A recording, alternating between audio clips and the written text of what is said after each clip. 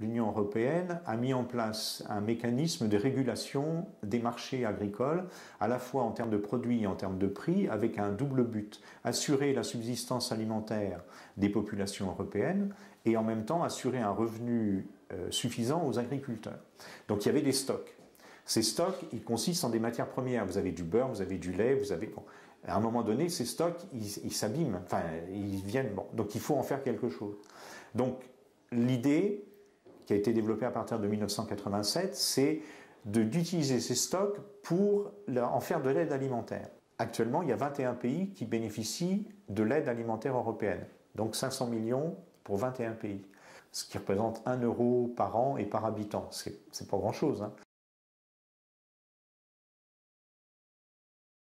Ça reposait sur les excédents agricoles. À partir du moment, en 2007 ou en 2008, il n'y a pas eu d'excédent. Donc la Commission de Bruxelles a acheté sur le marché les produits pour assurer le fonctionnement du PEAD.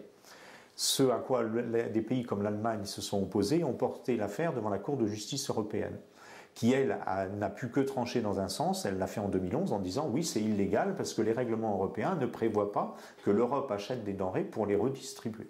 Ça ne fait pas partie de la politique agricole commune, donc on l'évacue. C'est ce qui a été acté en 2011. L'accord qui a été fait pour pérenniser le PEAD à son niveau jusqu'à la fin 2013 reposait sur cette idée qu'après on abandonne.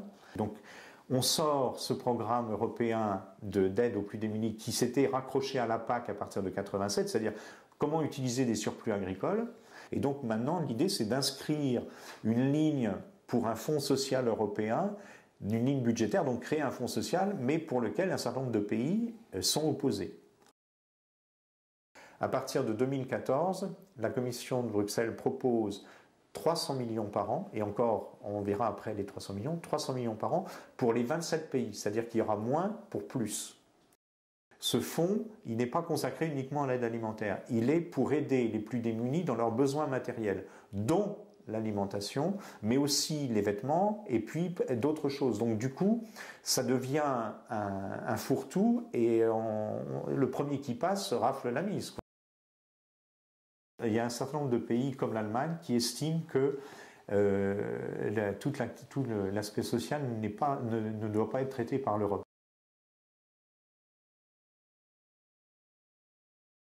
En 2011, la Commission de Bruxelles, à l'époque, avait fait une étude et estimé que 500 millions d'euros n'étaient pas suffisants, qu'il fallait 650 millions d'euros. Donc on est loin du compte pour le moment. Ils sont en train de discuter actuellement aujourd'hui là, à Bruxelles, les chefs d'État et de gouvernement. On ne sait pas du tout ce que ça va donner. Ce qu'on sait, c'est que c'est un budget pour 7 ans, donc 2014-2020, et qu'une fois qu'il est voté, on ne peut plus revenir dessus, ni sur les montants, etc. Mais c'est là la difficulté, c'est-à-dire qu'il y a un certain nombre de pays, là, comme la France ou d'autres, qui estiment que la compétence sociale, c'est une compétence européenne, que l'Europe doit s'occuper de tous ses citoyens, quels que soient leurs revenus, etc. Et puis il y en a d'autres qui pensent que c'est à chacun ses pauvres, et puis chacun se débrouille dans son coin. Donc on est un peu dans le doute. C'est pour ça que lundi, on s'est mobilisé avec les 4 associations pour justement attirer l'attention des pouvoirs publics et et puis de la population pour dire attention, si on fait rien, si on prend pas les choses en main, demain, c'est 18 millions d'Européens, c'est 3 millions de Français et c'est plus de 15 000 personnes en Indre-et-Loire qui n'auront plus rien dans leur assiette.